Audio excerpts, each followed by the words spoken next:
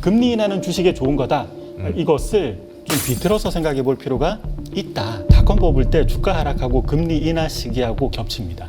그리고 금융위기 때도 주가 하락하고 금리 인하하고 겹칩니다. 9월 이제 15일, 16일 네. FOMC가 있고 금리가 인하된다고 생각해 볼게요. 미국채 10년물도 같이 내려올 때 채권 금리가 내려오면 채권 가격은 올라갑니다. 맞습니다. 순간 인기 상품이 되는 거죠. 이 자금들이 다시 채권 쪽으로 쏠린다고 해보십시오. 금, 주식, 코인에 있었던 자금은 이제 채권을 사기 위해서 이동할 때 가격이 내려갈 수도 있는 거죠. 지금이 81년하고 상당히 흡사한 부분이 많더라고요. 과거의 80년도처럼 이번에도 만약에 하락장으로 들어가면은 대략 한 30%의 저희 조정은 좀 염두를 해둬야 되는 거. 그때 27% 정도 빠졌다고 했어요. 예, 27% 그때 빠졌고 금은 마이너스 58% 빠졌는데 당시와 지금의 차이점은 뭐냐면 밸류에이션입니다. 예, 그때는 밸류에이션이 조금 저렴했고요. 지금은 밸류에이션이 조금 이제 과한 수준이고요.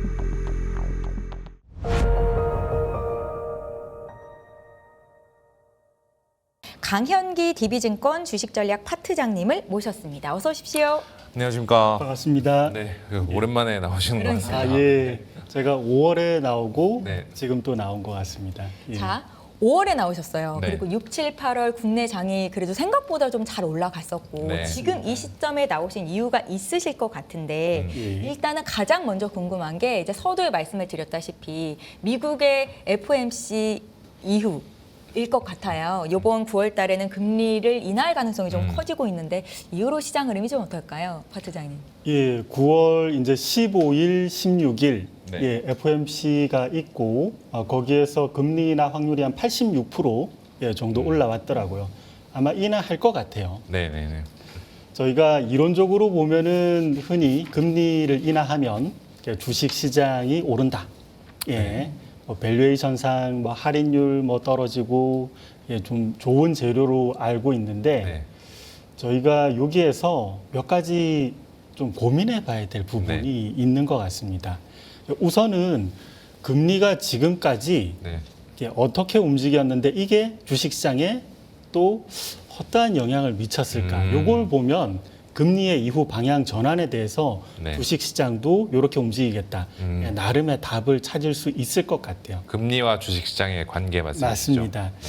자, 그래서 저는 항상 이제 자료를 좀 준비를 많이 해오는데 제가 뭐 알겠습니까? 이게 데이터 보고 겨우겨우 이제 유추해 보는 거죠. 예. 네.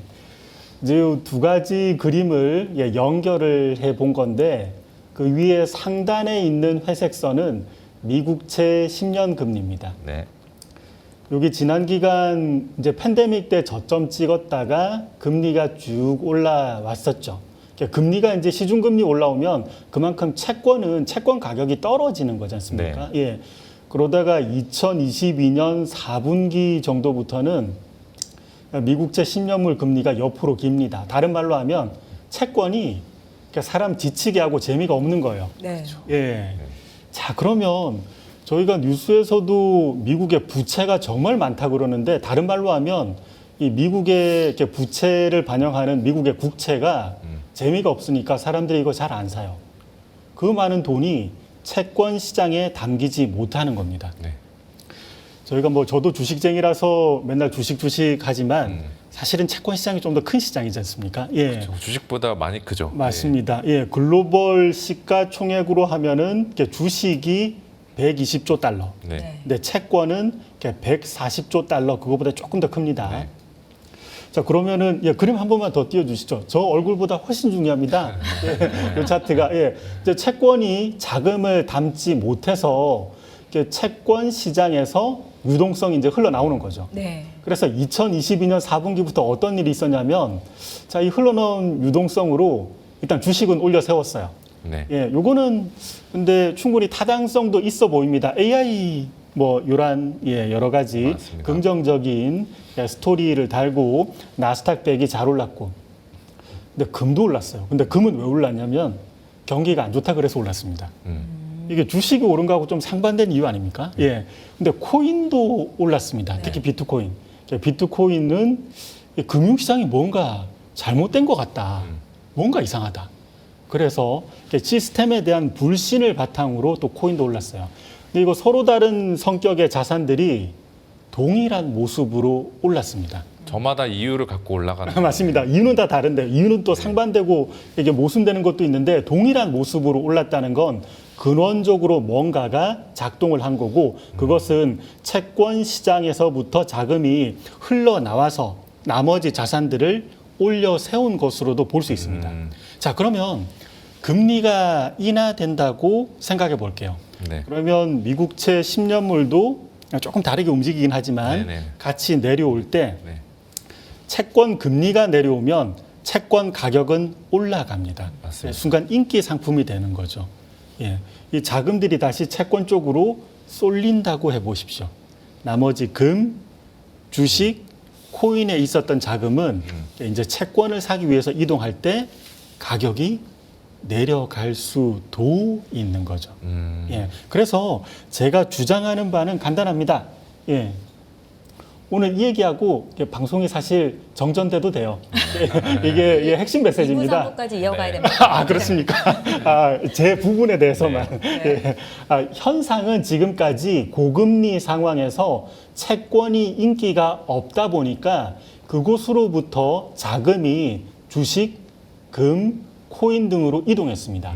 자, 그러면 이후의 전망으로 보면 금리가 내리기 시작할 때 그럼 시중금리 내리면 채권은 가격이 올라가는 겁니다. 채권 쪽으로 자금이 이동하면서 주식, 금, 코인 쪽은 좀 위태로워질 수 있지 않을까. 그러니까 흔히 말하는 금리 인하는 주식에 좋은 거다. 이것을 좀 비틀어서 생각해 볼 필요가 있다. 이렇게 정리해 볼 수 황 있겠습니다. 소장님, 보통 금리가 인하되면 시장의 유동성이 많아져서 뭐 주식이라든지 네. 비트코인도 한 예가 될 수 있을 것 같고 오른다고 많이 예측을 하는데 지금 말씀하신 거는 그게 아닐 경우를 이야기하시는 거잖아요. 과거 사례를 봤을 때 요즘 저희가 이해할 수 있는 뭐 팩트적인 뭐 그래프 같은 게 있을까요? 저희 금리가 내려갔을 때 주식시장이 흔들렸던 이런 사례가 실제로 있었나요? 아, 예. 금리가 인하됐을 때 좀 극단적인 사례로 보면 물론 향후 극단적인 사례가 나타난다는 건 아니지만 굉장히 극단적인 사례가 샘 올트먼이 좀 버블인 것 같다 이렇게 얘기했지 맞죠. 않습니까? 예, 닷컴 버블인 것 같다 그랬는데 여러분 닷컴 버블 때 주가 하락하고 금리 인하 시기하고 겹칩니다. 맞죠. 예. 그리고 금융위기 때도 네. 주가 하락하고 금리 인하하고 겹칩니다. 예. 요때 금리가 인하될 때 만약에 선제적인 금리 인하면 주식에 도움이 돼요. 예. 선제적으로 인하면 경기는 좋은데 혹시나 뭐 미연의 문제를 방지하기 위해서 금리를 인하하면 그때는 주식에 도움이 됩니다. 자, 그런데 만약에 좀 후행적으로 금리를 인하했다 그러면 주가 하락, 경기 하락이 금리 인하와 같이 나타나는 거죠. 그 당시 금리를 내리는 게 결국에는 뭔가 경기에 문제가 생겼으니까 그거 이제 막으려고 내리고 맞습니다. 주식시장은 진작에 망가져 있고 이렇게 보면 맞습니다. 돼요. 맞습니다. 그리고 금리는 바로 내린다고 해서 즉각적인 효과를 내는 건 아니니까. 네. 예. 자, 그리고 과거 사례를 한번 보면은 저는 지금하고 아주 비슷하다를 사실은 몇 개월 전까지도 잘 못 찾았어요. 그러다가 이제 제가 5월에 방송 출연하고는 그동안 출연을 안 했다는 거는 좀 시간이 많았다는 거지 않습니까? 네. 예, 불러주는 데도 별로 없고 뭐 하겠습니까? 연구하는 거죠. 예. 연구하다 보니까 지금이 81년하고 상당히 흡사한 부분이 많더라고요. 그래서 그 부분에 대해서 한번 오늘 조금 정밀하게 언급을 드려보겠습니다. 네. 저희가 그림을 보시면 4페이지 81년하고 지금하고 비슷한 게 뭐냐면 지금도 인플레이션 전쟁에선 거의 다 이겼어요. 네. 인플레이션 전쟁 막바지라고도 부를 수 있는데 연준은 물론 이 잭슨홀 미팅 그 전에 좀 고금리를 어느 정도 유지하겠다 스탠스를 이어갔죠. 물가가 떨어졌지만 고금리를 한동안 유지하는 거. 요게 81년 전후에도 나타났습니다. 81년 여기 전후 보면 1980년 3월 요때 미국 CPI가 14.8%까지 올라갑니다. 네. 저 때가 막 오일 쇼크 파동 일어나고 막 이런 때. 예, 그리고 이제 상황은 어느 정도 갈무리 되고 폴 볼커가 연준 의장 취임하고 79년에 취임했거든요. 네. 예, 그리고 이제 인플레이션과의 전쟁이 거의 끝날 무렵. 그래서 CPI가 14.8%까지 80년 3월에 찍었다가 쭉 내려가는데 그래도 연준은 좀 걱정인 거예요, 그때. 예, 혹시나 인플레이션이 재발하지 않을까? 그래서 고금리 정책을 유지하다 보니까 그때도 미국채 10년물 금리가 조금 더 윗단에서 뒤늦게까지 머물러 있었습니다. 예, 지금도 그래요. 지금도 저희 CPI, 미국 CPI 2022년 6월 이때 9.1% 찍고는 지금 2.7%까지 떨어졌지 않습니까? 근데 이제서야 금리 좀 인하하겠다. 이런 얘기들이 좀 본격화되고 있는 게 81년 전후 그리고 지금이 매우 흡사하다. 이렇게 볼 수 있습니다. 연준이 걱정하는 것 때문에 이러한 현상이 나타나는 거죠. 자, 그러면 81년 전후에 금리의 변화가 있었을 때 주식시장이 어땠는지를 보면 네. 지금 약간 좀 인사이트를 얻을 수 있을 것 같아요. 그래서 그 부분 한번 네. 살펴보겠습니다. 어떻게 움직였는지 궁금합니다. 예. 자, 한번 저보다 훨씬 중요한 차트 한번 보시죠.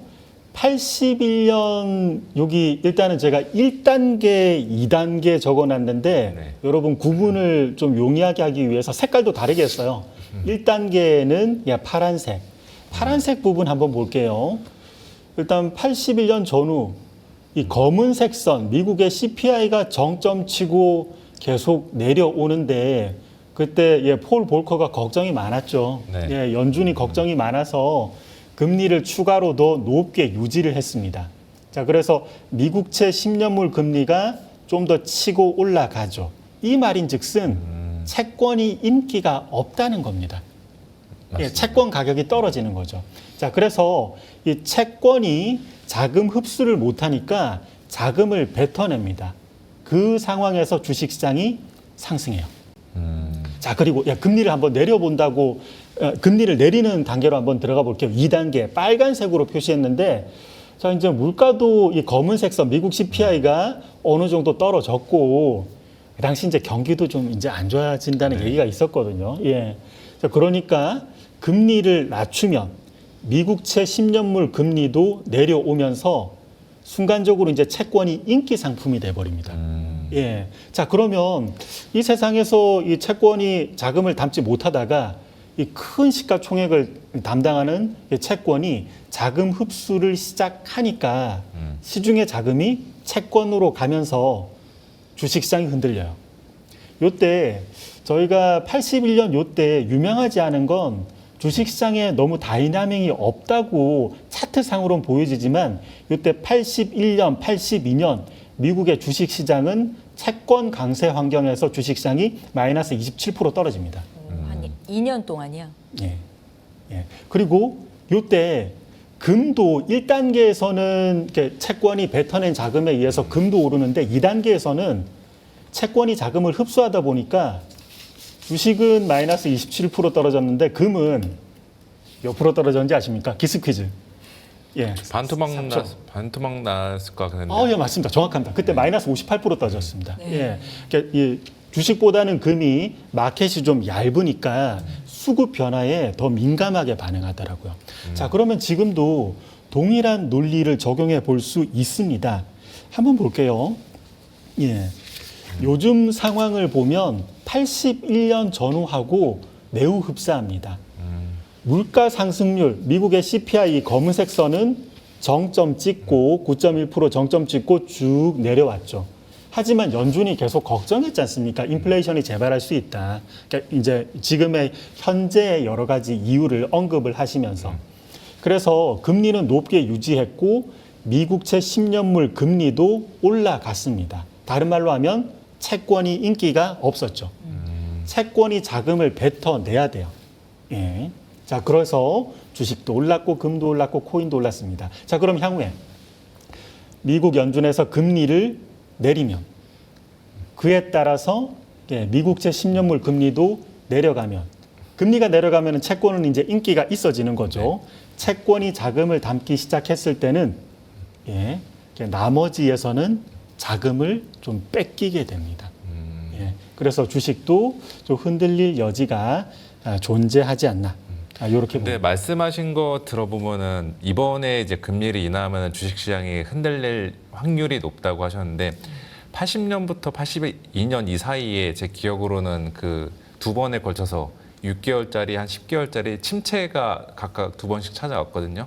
그러니까 이렇게 그 당시 때는 침체가 왔기 때문에 주식이 빠진 걸로 봐야 되지 않을까. 이게 단순히 금리가 예. 내려간다고 해서 뭐 자금 이동보다는 안전자산 선호로 인해서 채권 금리가 내려가고 예. 그로 인해서 주식시장이 빠진 게 아닌가라고 볼 수 있어서 정말 좋은 질문이에요. 네네. 가끔 이제 AI에도 서치하면은 정말 좋은 질문입니다 나오는데 네네. 정말 좋은 질문이에요. 네네. 저도 이제 그 고민해서 네. 그걸 연구한 게 오늘 여기 가지고 왔거든요. 예, 이게 대본과 약간 달랐는데 네. 오히려 예, 핵심적인 질문입니다. 이것도 한번 설명드려 볼게요. 요즘이 참 흥미롭게도 주식은 경기에 선행한다고 많이 말씀하시잖아요. 그런데 경기에서도 한참 후행한다는 고용시장이 미국에서 안 좋았는데도 주식은 되게 무감각해요. 뭐 그렇죠. 예, 이번에도 그랬던 것 예. 근데 81년 전후로도 요 현상이 나타납니다. 예, 요거 한번 보여드릴게요. 예. 자, 이 9페이지 그림이 조금 복잡할 수도 있을 것 같은데 제가 설명을 최대한 한번 잘 해보겠습니다. 예, 제가 말재주는 없지만 말이 좀 느리니까 아마 여러분들도 좀 따라오시면 괜찮을 것 같아요. 자, 이 두 개 연결한 것 중에 상단 그림 한번 보겠습니다. 어려운 지표는 쓰지 않았습니다. 네. 상단 그림의 검은색은 미국의 물가고 회색 선은 미국의 기준금리입니다. 네. 자, 81년 전후 물가가 정점 찍고 검은색 선이 쭉 내려오는 시기에 네네. 자, 요때 이제 다시 또 볼커 의장께서 걱정이 되니까 연준이 걱정이 되니까 인플레이션 재발하면 안 되니까 네. 이제 금리를 많이 올렸어요. 예. 엄청나게 자, 올렸죠. 예, 많이 올렸죠. 자, 근데 여러분 생각을 해보십시오. 물가가 내려온다는 건 다른 말로 하면 사람들이 물건을 적게 사는 거예요. 수요가 예, 간단하게 얘기하면 총 수요의 감소를 의미합니다. 물가의 하락은. 이렇게 물가가 내려오고 총 수요가 감소하는데도 고금리 정책을 써보십시오. 경기 얼마나 안 좋아질까요? 맞습니다. 경기가 정말 힘들어져요. 네. 예, 그때 볼커 의장의 뭐 암살 가능성 뭐 이렇게 뭐 이런 것도 뭐 얘기가 나왔다고 하더라고요. 경기가 정말 안 좋았어요. 자, 여기에 한번 저보다 훨씬 중요한 그 차트. 예, 맞습니다. 9페이지에 그러면 아래쪽 하단을 한번 볼게요. 물가 상승률이 내려오는 거, 다른 말로 하면 총수요가 감소하는 시기에 고금리를 유지하다 보니까 그 아래쪽 하단 그림의 경기 선행 지수가 쭉 떨어집니다. 꺾여버리네요. 예. 근데 경기 선행 지수가 쭉 떨어지는데 요때 금리를 높게 유지하면 아까도 말씀드렸던 것처럼 채권이 인기가 없어져요. 네. 채권이 자금 흡수를 못 합니다. 그 수급에 의해서 주식은 올라요. 경기 하락, 주가 상승이 같이 나타나는 거죠. 예, 예. 81년 전후에 이러한 현상이 똑같이 나타났고, 자, 그러면 이제 금리를 내려보겠습니다. 네. 자, 이제 물가 상승률이 더 내려간다는 건 경기도, 이거 너무 안 좋나? 더 안 좋아지는 겁니다. 수요 감소로 인해서. 맞습니다. 예, 그래서 이제 2단계 붉은색 선 쪽을 설명드릴 건데, 이제 그래서 금리를 낮춰요. 자, 금리를 낮추면 다시 또 채권은 인기가 좋아지게 됩니다. 네. 채권 쪽으로 수급은 가게 되고 주식은 수급을 뺏기게 되죠. 자, 그래서 경기는 트렌드성이 있어서 이제 경기 선행지수가 떨어지는 게 계속 이어지지만 주식은 마치 이제 그때 수급을 뺏겨서 떨어졌고 한참 경기에 후행해서 경기를 따라가는 듯한 모습이 나타난 거죠.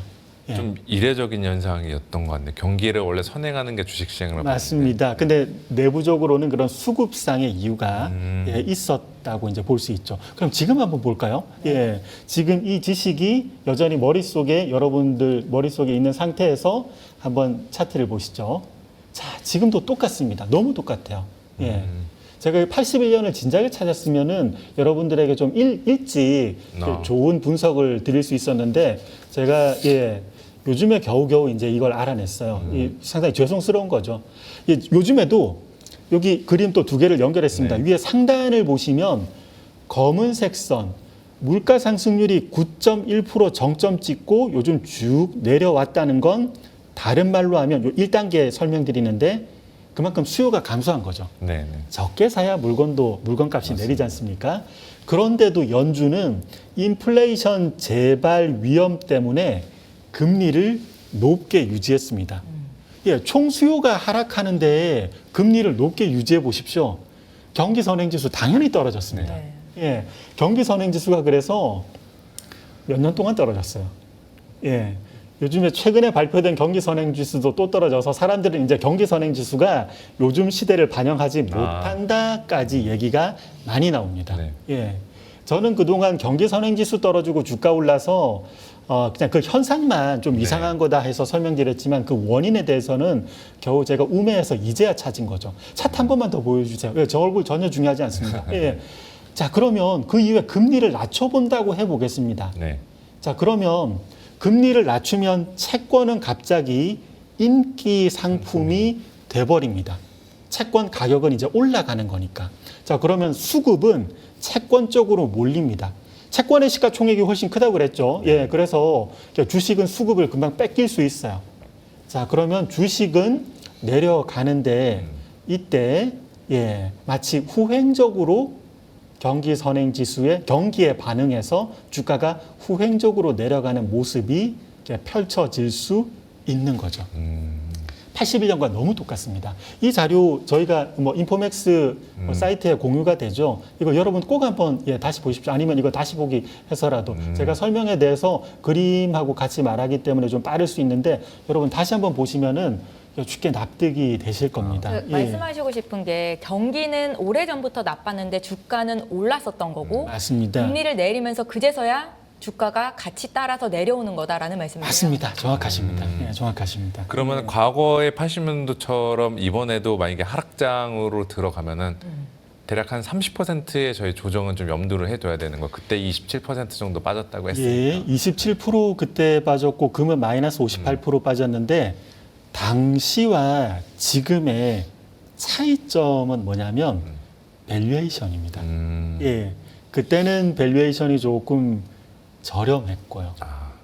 무서운 이야기로 들리는데요. 지금 많이 빠질 수 있다는 말씀이잖아요. 지금은 밸류에이션이 샘 올트만께서도 말했듯이 조금 이제 과한 수준이고요. 그래서 그거 감안해서 저희가 전략을 짜야 되지 않을까?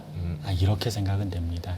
그리고 동시에 궁금한 게 그 80년대 그 하락장을 멈추면서 증시가 바닥을 잡을 수 있었던 재료 촉매는 뭐였었나요? 그러니까 환경, 변화 이것들은 뭐가 있었을까요? 그 당시 때? 이제 80년 그 이후 들어서면서부터는 이제 소위 레이건 대통령 이런 고압 경제 이런 맞습니다. 맞습니다. 이런 여러 가지들 정책적인 부분들 그리고 밸류에이션이 싸면 이제 기본적으로 또 이제 그 저점을 찍고 또 올라갈 수 있는 그 환경도 마련되기 때문에 그때부터 또 갖고 좀 더 가다가는 서서히 이제 IT 혁명이라고 그랬죠. 그러한 이슈들이 이제 따라 붙었는데 그때하고 지금 이제 아까도 말씀드렸지만 다른 점은 이제는 IT, AI에 대해서도 충분히 주가에 대해서 반영을 한 상태라서 이후 후속적으로 저희가 주식시장에서 따라올 게 뭔가는 고민이 좀 필요한 것 같아요. 그 말씀하신 김에 미국 밸류에이션 지표 있으면 한번 또 시각적으로 좀 보여주실 수 있으신가요? 오늘 그건 안 갖고 왔는데 이거 밸류에이션은 제가 제가 방송 오랜만에 나오다 보니까 순발력이 떨어졌네요. 그러니까 얼마나 지금 비싼 구간에 있는지도 저도 한번 여기 23페이지 한번 보시죠. 잠시 순서를 달리해서 요즘에 또 이것저것 찾아보니까 재밌는 데이터들이 많이 나오더라고요. 데이터 제공업체에서 M7에 대한 PER을 따로 계산해서 평균을 내주고요. 아, 예, 또 S&P 500에 대해서는 당연히 또 예, 밸류에이션 측정해주고 네. 예, S&P 500에서 M7을 제외하고 또 PER도 계산해 주더라고요. 네, 예, 저희가 M7이 예전에는 40배도 넘었다가 지금은 28배. 네. 좀 이제 내려오긴 했었죠. 네. 예. 자, 그리고 S&P 500은 22배인데 IT 버블 붕괴 때는 이때 24배였습니다. 예. 24.7, 24.5? 네. 예, 하여튼 24배 정도였어요. 그리고 S&P 500에서 M7을 제외하면 19배. 요 정도 수준이라서 이제 S&P 500만으로만 본다면 IT 버블 붕괴 이후로 좀 높은 예, 수준에 있습니다. 근데 여기서 제가 하나 또 지적하고 싶은 건 M7에 대한 이 밸류에이션이 그동안은 한 40배 정도 갔다가 평균 밸류에이션이 네. 지금 한 28배까지 내려왔는데 아직 이 정도면 괜찮을까? 를 한번 생각을 해볼게요. 예. 지금 밸류에이션이 비싼지 싼지에 비싼지 대해서- 싼지. 예. 네. 요거 한번 생각을 해볼게요. 다음 페이지에 있는데, 예. 한번 띄워주시죠. 네. 예. 자. 아, 예, 저희가 이제 M7의 주가 지수도 따로 또 산출을 해줘요. 요즘에 네. 예, 데이터 제공업체들 M7이 워낙 인기가 있으니까 그런 것 같아요. 네. 그리고 M7에 대한 매출액 증가율의 평균도 쉽게 구할 수 있습니다. 자, 그런데 M7의 매출액 증가율은 작년 2분기부터 감소하기 시작했어요. 제가 이때부터 시장을 좀 안 좋게 봤거든요. 예. 근데 뭐 틀릴 때도 있고 맞을 때도 있고, 예, 요즘은 좀 많이 틀렸죠. 예. 자, 그런데 M7에 대한 매출액 증가율이 올해 3분기 그리고 올해 4분기 예상치 기준으로는 3분기는 14% YOY로, 4분기는 13%입니다. 계속 떨어지네요. 예, 요 정도는 미국에서 되게 흔합니다. 이 정도 매출액 증가율. 예, 얼마 전에 유나이티드 헬스 그룹 네네네. 예, 주가가 이제 600달러 갔다가 300달러까지 이제 예, 많이 떨어졌는데 그곳의 매출액 증가율 추정치도 요 정도는 나와요. 예. 그러면 우리가 어느새 M7에 대한 그 성장성에 대해서 점수를 많이 줬는데 실증적인 데이터는 좀 그렇지 평범한 기업 쪽으로 가고 있습니다. 그 시장은 뭘 보고 그렇게 M7을 샀던 걸까요? 이 그로스 떨어지는 건 성장률 떨어지는 거는 이제 다들 하나둘씩 인지하고 있을 것 같은데 예. 왜 이렇게 M7은 올라갈 수 있었을까요? 이게? 예.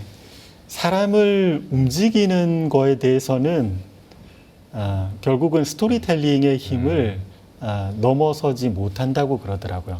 예, 객관적인 수치보다도 스토리텔링이 훨씬 더 예, 저희 사람을 잘 설득한다고 하더라고요. 그동안은 스토리텔링뿐만 아니라 여러 데이터도 충분히 그 성장성에 대해서 만족시켜주는 모습을 보였습니다.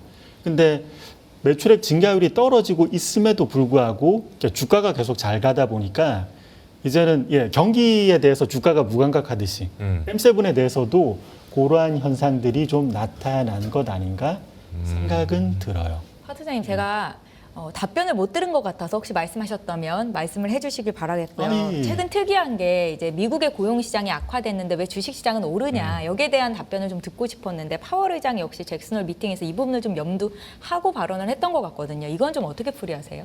예.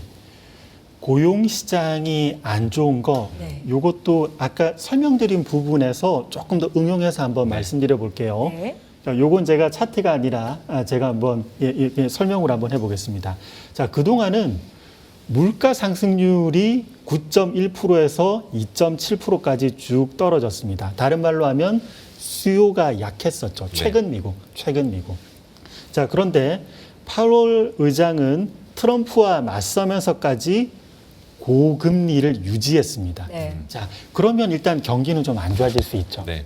예, 경기가 안 좋아질 수 있어요. 예, 그러면 고용 시장도 좀 안 좋아질 수 있죠. 예, 자, 그런데 고용 시장이 안 좋아졌는데 주식은 왜 올랐냐면, 주식은 왜 요것과 좀 별개로 올랐냐면, 아까도 제가 물가가 떨어졌는데도 고금리를 유지를 했다고 말씀드렸는데, 고금리를 이렇게 유지하면 채권은 인기가 없어집니다. 네. 예, 채권의 자금이 이제 쏟아져서 나오는 거죠.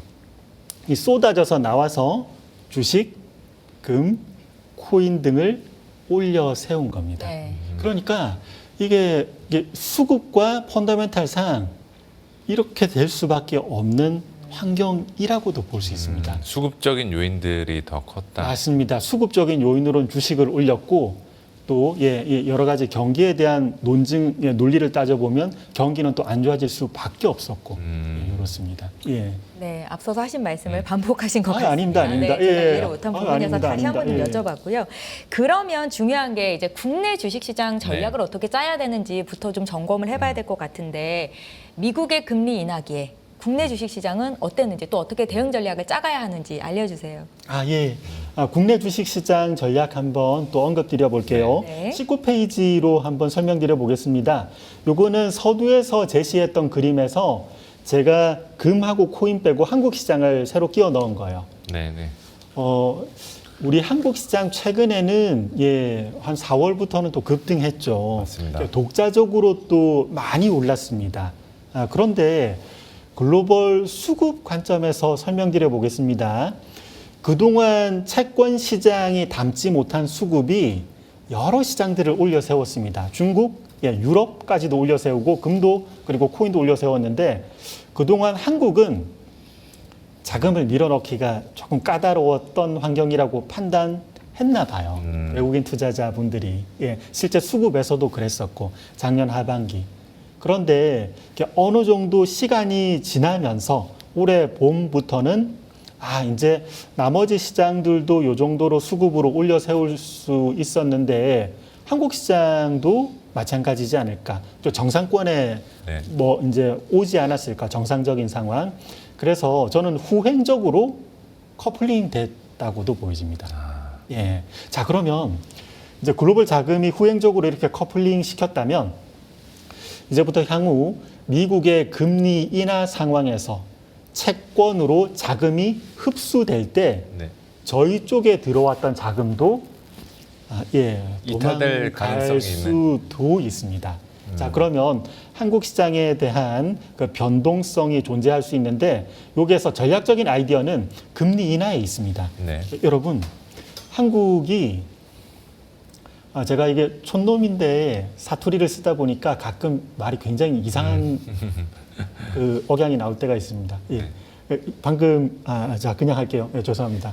짜고 한 얘기인데 잘 안 돼요. 20페이지에 보시면 금리가 한국과 미국은 거의 같이 가요. 미국이 금리를 인하하면 한국도 뭐 시차는 약간 다를지라도 그 방향성은 비슷하게 갈 수 있습니다. 한국도 시차를 두고 조금씩 금리를 내릴 것 같습니다. 자, 이렇게 됐을 때 여러분 한국이 금리를 내리면 한국에선 배당주가 좋아지더라고요. 이게 채권은 줄 수 있는 그 수익률이 점점 낮아지는데 배당주는 주가는 껌처럼 움직이지만 그 배당은 따박따박 줘요. 거의 채권형 주식이죠. 네. 그러니까 같은 채권의 성격이 있는데 이게 국채는 국채는 점점 이제 수익률은 낮아지고 배당 수익률은 좀 더 우위에 있으니까 배당주가 인기를 얻게 됩니다. 그래서 향후에 미국 금리 인하기, 한국도 금리를 내릴 수 있고 이때 한국에서는 배당주가 인기를 끌지 않을까. 이렇게 생각이 됩니다. 근데 여기에서 배당주 선별 과정에서 좀 조심할 게 있을 것 같아요. 네. 어떠한 기준으로 저희가 선별을 해야 될까요?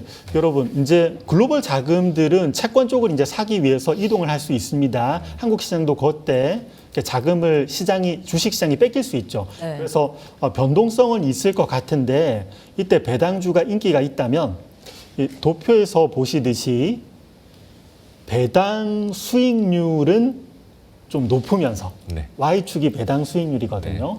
배당 수익률은 높으면서 베타는 적은 거, 변동성에 좀 내성이 있는 거. 네. 요렇게 선별을 했습니다. 근데 요렇게 선별한 거 제가 이제 요 박스권 상단이죠. 네.